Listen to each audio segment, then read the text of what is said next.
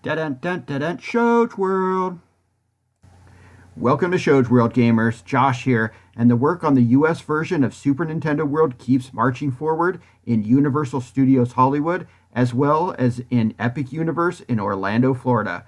First, we will take a look at some awesome shots of construction taking place at Epic Universe, and then we have some new construction shots of Universal Hollywood's version of Super Nintendo World and info about a new shopping location. All right, starting off, we're going to take a look at the Epic Universe. They are really cruising along quite nicely. The land is taking shape, and we are starting to see tons of vertical construction, and familiar Mushroom Kingdom locales are starting to materialize. We even have some shots here of the tracks of the Yoshi ride sitting in wait, ready for installation.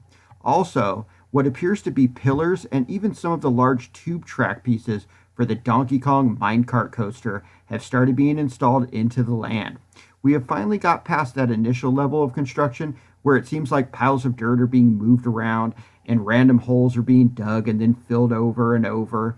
And now we are to the fun part. This is the level of the construction project where buildings start popping up and we get that vertical construction that is so much more fun to look at. So definitely stay tuned as this land is really starting to take shape. And if you're not a subscriber, make sure you hit that subscribe button. All right, now moving across country to Universal Studios Hollywood, we do have some cool new updates to Super Nintendo World West Coast. Now, I am hearing that the Nintendo merchandise in both the preview store as well as the studio store has been quite popular. So they have opened yet another location in the lower lot where you can purchase Super Nintendo World merchandise. If you're not familiar with Universal Studios Hollywood, the park is actually split into two major areas, the smaller lands residing in those two large areas. You enter the park into what is known as the upper lot.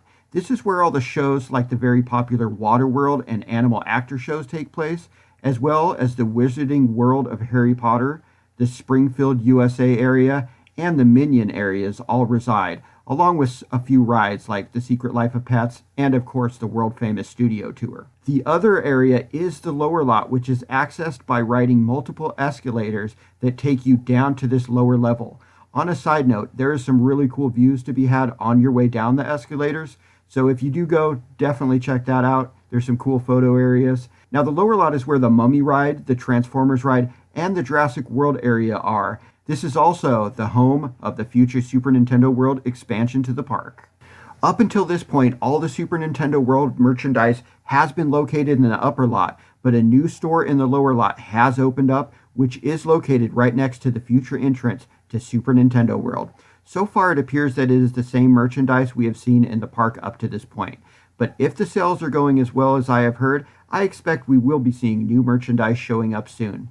Also, at this point, I have not heard any word on any changes to the other two merchandise locations.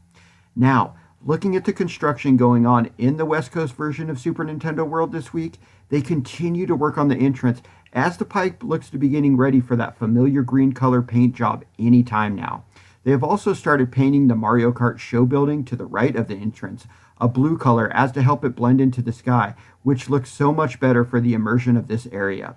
Also, more and more items are being added, and while I have not seen any movement yet, their positions have changed, so they have definitely been testing them out and working out any bugs. In what is probably the most exciting part of this week's West Coast update, a lot of the scaffolding has come down around Bowser's Castle, and it looks so cool. That Bowser logo looks good, the color really pops, and the horns on the side of the tallest spire look really cool. I can't wait to see the giant Bowser head get added to the facade.